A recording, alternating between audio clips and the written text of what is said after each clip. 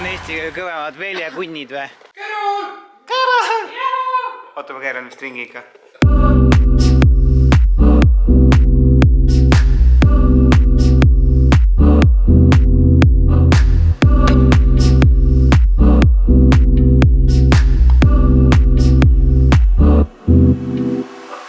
Tere! Nukid veel? Paneme sulle ka siis juba? Kaua oodatud külaline on jõudnud meie majja, see on äärmiselt tore. Silver siinpool, oled jõudnud SP stuudiosse. Me oleme sinu beebid ladusalt valmis seadnud. Eeltöö on olnud meil päris nagu süvitsi. Mitu kuud rasket planeerimist. Mõelnud pikalt nagu kuulates sinu versiooni, kuidas võiks värvida, kuidas võiks üles ehitada kogu selle projekti, mis oleks nagu äge. Ja see minust oligi jumala huvitav, kui ma tulin siia, mõtlesin, et see näeb umbes siuke välja, et joo, kutid, et mul on väljad, et värvime ära, siis tegelikult nagu te läksite vaata nii tiipi mingi, et oota, aga mis plaanid sul selle autovärviga täpselt on ja mis nende detailidega saab, et see on nagu palju suurem nagu... rääkida, kuidas, kui süvitsi me läksime, ma kuulasin suu lahti mingi. Nagu sa enne ütlesid, et sinu mõtteid mõlgutades koos nagu sihtisime mingit suunda, aga tegelikult jõudsime juba suunda sihtidega ilma sinu mõtteid arvestada. Sai igasugu asju välja mõeldud, aga... Kilkasime erinevaid värve siin läbi nagu oma vahel. Igasugu asju saab punaseks, siniseks. Kui me mõtleme, nagu, mis see asi on, mis nagu praeguseks on ära tehtud. Põhimõtteliselt on ju, ma astusin uksest sisse, ütlesin, et nii, tahaks omale mingit normi velge, siis mis siis nagu peale hakkas või mis te nagu esimese asjana nagu tegite? Vaatasime läbi. Silma kõigepealt. Mis jutt on, et see? Homme ma valmis saada. Sai igasugu erinevaid Porsche tehase lahendusi läbi vaadatud, sai vaadatud igasugu tuuning lahendusi läbi, samal ajal sai vaadatud läbi, mis sa ise oled mõelnud. Ja samal ajal muidugi arvestades kogu aeg seda autovärvi, et mis see lahendus võiks olla, et sealt need mitu varianti meil oli, et lõpuks jõudsime nagu üheni välja koostöös, on ju. Aga see on suht oluline, on ju, et sa mõtled kogu aeg nagu sellises auto tervikus, mitte et sa võtad mingit isoleeritult mingit detaili, nagu, et see detail võib üksinda nagu väga ilus olla, aga sa pead kogu aeg vaatama ikkagi suurt pilti, on ju. See on suur osa, mida ei oska nagu ise mõelda võib-olla, kui sa võtad ette selle teekonna, et omal midagi värvida või teha, et alati tuleb vaadata kogu kontseptsiooni, et sellest ka see, et arvestad auto värvi, arvestad võimalikke kombinatsioone, on ju, mis sa saaks veel lisada, et velg on üks osa, aga pead nagu siduma alati, et see on tihtipeale sama suur töö, kui tegelikult need väljad pärast korda teha, et värv tuleb kuidagi välja valida, on ju, ja võimalusi on nagu tohutult enam. Otsid nagu kohta, et natuke tahaks nagu peegeldada, nagu mõelda, et nagu netist üks asi nagu vaadata. No ongi, ise ei ole piisavalt, või nagu sa ikkagi vajad mingit nagu brainstorming partnerit. Korra käib niisugune ära, et nagu, kus sa siis nagu tahad olla, kus sa sõita tahad, et nagu, mis tundega sa nagu see auto sul on ja kas sa oled nagu agressiivsem, lähed rajal, võib-olla käid rohkem või tõesti on niisugune iga kord ikkagi pesulas käid läbi, kui mingi õrn tolm on peal, on ju, et kuidas sellist pühapäeva auto, on ju, et nii palju on nagu klientide puhul nagu nähtud küll seda, et ei julgeta nagu avada, vaata, et siin sa lähed nagu tegelikult lähed süvitsi, vaata, see ei ole ainult, et teeks nagu korda, on ju. Sul on mingid mõtted, on ju, mul on väljad katki, on ju, mul on nagu ülituhines, nagu nüüd on see aeg, mis on nagu fucking korda nüüd teha, aga sa ei saa nagu kätte seda võib-olla, et mis tunnet sa tegelikult nagu... Mulle tundub, et see on isegi pooleli nagu selline psühholoogi töö, et sa pead nagu tundma selle velje kandjat natukene, et sa ei tee lihtsalt nagu jälle, et sa ei tee mingeid otsuseid nagu isoleeritult, vaid sa jällegi vaatad seda auto omanikku, vaatad nagu autot, tulemust ja kõike seda nagu üldpilti. Sellest see kõik algas ju tegelikult. Mul on praegu külmavärinad, see kõik oli see põhipoint ikkagi, on ju. Nii, ja mis me siis minu auto velgede puhul nagu otsustasime või mis need nagu põhiasjad olid, millest me siis nagu lähtusime, on ju see, et tahaks kindlasti näidata, on ju. Ja, et üks osa, et kogu kontseptsioon on ikkagi selline, ütleme, silmatorkav, aga mitte liialt, et sellest ka lõplik otsus, milliseks need väljad lähevad, et ei oleks nagu liiga originaalne, samas, et ei lähe ka originaalist liialt kaugel, et arvestades, et tegu on Porschega ka, siis tihtipeale on nagu sobilik nii-öelda seda originaalstiili säilitada. Natuke lahedam kui originaal, aga mitte liialt kaugel. et ja noh, ilmselgelt korda on ka vaja teha, on ju. No mis järgmine etapp siis on, mis me nüüd siis tegema hakkame reaalselt? Kui see on nüüd siis minu auto velg siin on ju, me pole seda isegi põhimõtteliselt veel vaadanud, et kui halvas seisus või kui heas seisus ta on. Mis nüüd esimene asi on, mis taga siis ette võetakse? No velg on siin täpselt siuke nagu nad siniseks läheb otsustusest rääkisime. Siniseks peaaegu, aga ühesõnaga täiesti tavalises seisus velg, servad natuke katki, pesemata kindlasti, sest velgi ülikeeruline pesta auto all nagu. Ja noh, esmapilk ongi see, et me näeme, servad on katki, tähendab, et ääred tuleb korda teha. See on nagu üks kindlastest sammudest. Teine asi on see, et vaatame üle, ega ei oleks väga palju oksiidi kuskil, mis praegusel juhul tundub, et on nagu okei, et üpris hästi säilinud isegi. See tähendab nüüd seda, et kui selle põhjal on nagu esmane hinnang meil olemas, siis järgmine samm on see, et peseme välja puhtaks, siis me näeme, mis siin sees toimub. Me näeme ka seda, kas oli midagi mustuse all peidus on ju, et kui sa praegu siia vahele vaatad, on täpselt siuke,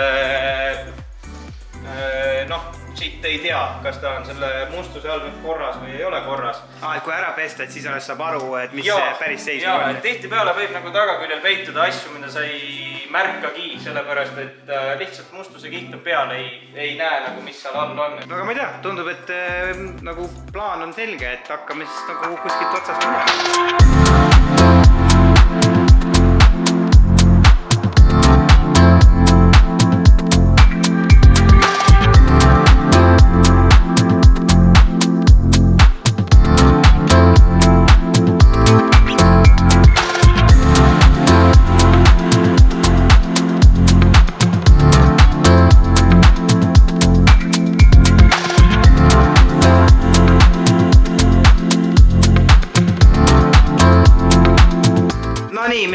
Velg on ära pestud, what's next? Velg on puhas, probleemid on kõik näha, natuke oksiidi igal pool, väljast valet pidi kinni võetud rehvipingiga. Põhiliselt järgmine samm on väljakontroll, see tähendab seda, et me vaatame üle, kas ta on sirge või vajab sirgestust. Kõik, mis sellele eelnev on siis see, et võtame ära kõik vanad kaalud, võtame ära liimi, mis kaalude alla jääb ja teeme puhtaks kõik puutepinnad, sest et muidu ei ole võimalik nagu adekvaatselt hinnata nii-öelda seda väljasirgsust, sest et ta võib pingis olla nihkes natuke. Põhimõtteliselt puhastame kõik ära, paneme ta kontrollpinki, vaatame, mis seis on. Kuidas see esialgne mulje tundub, mis seisus nagu velg on võrreldes üks Harju keskmisega? Ütleks nii, et üpris tavapärane. Siuke oksiid on täpselt tavaline Eestis, nagu ta siin on ju. Nagu ma ütlesin, et pandud rehvipinki nii-öelda seespoolt kinni võttes, see jätab siuksed augud sisse, siia augu sisse läheb mustus ja igast muu jama. Korra talvel sõidad, on see oksiid siin kohe olemas põhimõtteliselt. Nii, ja mis siin on, et ja see on ka üpris tavaline, et kui velg on auto all, koguneb igasugu mustust lihtsalt igale poole, et see väike siia on ju sisse põlenud piduritolm. Selle vaatame, pritsime pärast üle, et saab ilusti puhtaks. Keskaugus samamoodi oksiid on ju ringi ratast. Need pinnad lihtsalt mustad, et kuna see on vastu piduriketas on üldiselt nagu roostetavast materjalist, siis kui velg on auto all, siis see rooste ei pääse nagu kuskil, et see on seal vahel kinni. Et sellepärast jääb ta siia külge ka kinni ja selle me puhastame kõik ära. Samamoodi siis, kui auto alla lähevad, siis vaatame igaks üks üle, et oleks autopoolne pind ka nagu hea. Et siis tähendab, et on ta ilusti all, ei ole midagi vahel seal ja midagi pärisema ei tohiks jääda kuidagi. No väga hea, no aga siis kütame edasi. Vot nii.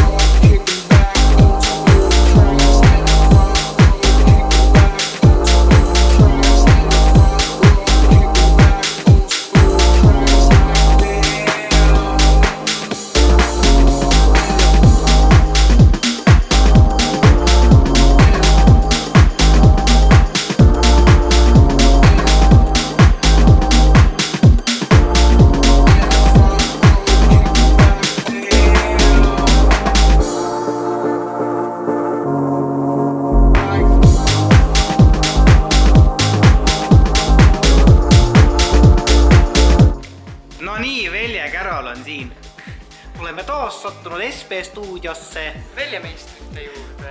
Täpselt. Nii, ühesõnaga velg on nüüd ideaalses korras. Mega puhas on ju, ma saan aru, vaata isegi siit keskelt on kõik läigid. Ja oksiidi võtsime siit välja, eelmine kord juba. Nii, ja mis nüüd edasi saab siis? Edasi siis tuleb pahteldada kõik veljekahjud. Ehk siis, kus need on neid? Veljekahjud on kõik siin. Ehk siis inimesed tänapäeval ei tea väga, ei oska hoiduda äärekividest. Kaasa arvatud mina. Ja neile väga meeldib õrnalt puudutada oma velja äärekesega seda väikest äärekivikest. Ja meie järgmised etapid on järgnevad, me pahteldame velja kõik kahjud, lihvime kenasti ära, matistame velje siis vastavalt karukeelega. Mis asjaga? Karukeelega. Karukeelega? Mis asi see on? Karukeel on siis nii-öelda nagu maalrite, ma ei tea, see on nii-öelda nagu mingi vill, aga nagu siis maalrite keeles on see nagu karukeel on hall ja punane karukeel.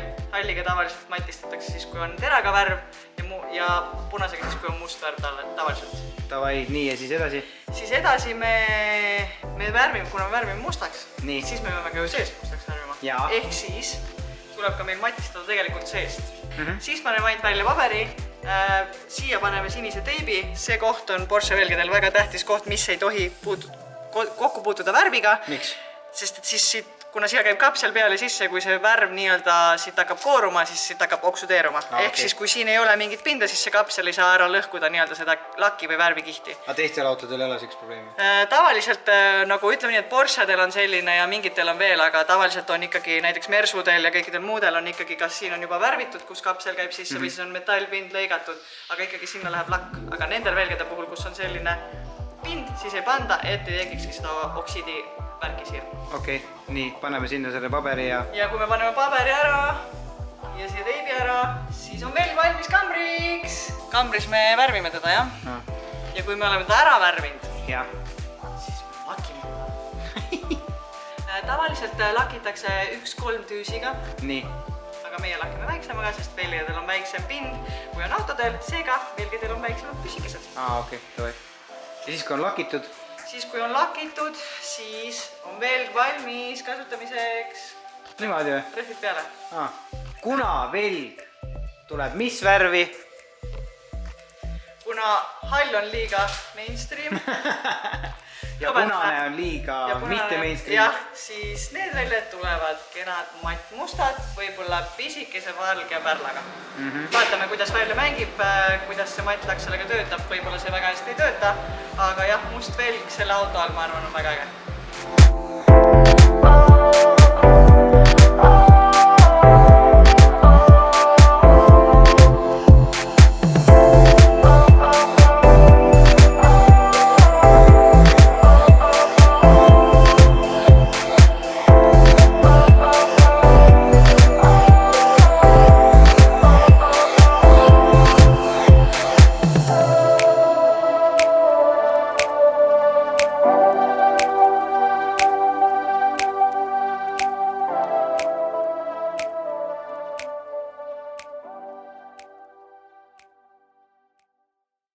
No nii, ongi kätte jõudnud see päev, kui ma lõpuks saan kätte oma veljed, mis on olnud siin SP stuudios juba mõnda aega restaureerimises ja värvimises. Ütlen ausalt, mina ei ole neid velgesid veel oma silmaga näinud, nii et lähme vaatame, mis veljekuningas on meie jaoks siis valmis pannud. No nii, meistrimees! Mida sa meisterdad siin? Joo.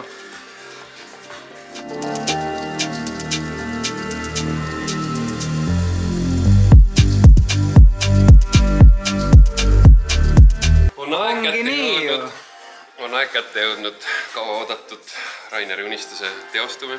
Ebareaalne ju. Kuidas ta niimoodi läigib? Noh, ma usun, et läheb ideaalselt kokku see autoga. Ega see värvivalik ei olnud nii, et... Ma just tahtsin küsida, et see mingi päris pikk teekond sai nagu läbi käidud. Arusaadavalt, et tavai ehitame, alust olid nagu mustad ja tuleme nagu vormiehitusega välja, nii et mõte oli, et seda 5 kodarat nagu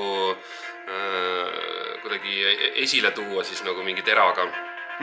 Aga ma alguses proovisin korra valge pärla ja niisuguse roheka nagu läikega ja kuidagi, aga saad aru, see jäi nii, noh, see oli niisugune kukepiir, sellist ei sobinud nagu, see ei läinud kokku nagu üldse sinu ja kogu selle kontseptsiooniga. Ja ma valisin tegelikult Porsche värvivalikust nagu Carbon Grau nagu nimetuse ja see nagu peale sai, siis ma olin niimoodi, fuck yeah, no. Et see töötab minu mõnest ideaalselt ja see lakk kõik on niisugune tatine ja mõnus. Tundub väga õige. Sul läheb raskeks, sa pead nüüd ainult nagu pesema ja hoolitsema, et sa oled nagu see lapimati, et ära siis väga hoogu sattu. Et ilmselgelt saab kuidagi hoiustada paremini ja panna mingi keraamikud peale asju. Me üldjant ei soovita, et ta on küll hüdrofoobne, aga ma arvan, et kui sa jah, mina vaatan seda kui maalri seisukohast, et see keraamik on nagu raske hiljem nagu korda teha, aga muidu mingid pahad asjad arusaadavalt, et võib kõike kasutada. Väga äge, ma arvan, et sa saad seda nüüd tupsu linnutada kogu aeg. Et väga happy ja pikk teekond kindlasti nagu, jah. Mu elus selles mõttes nagu velje hooldus osas midagi ei muutu, on ju väga. Ei, sa oled kindlasti, hakkad iga päev nüüd pesema autot. Mis oli ka enne, nii et vaat olema. No aga paneme alla ja siis vaatame, kus auto välja näeb. Davai.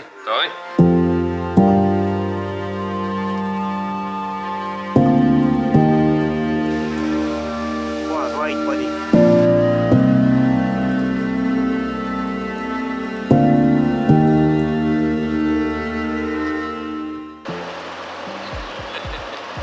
Täitsa haige. Kuidas Veljekuningas oma kätedega rahul on siis? No ideaalselt.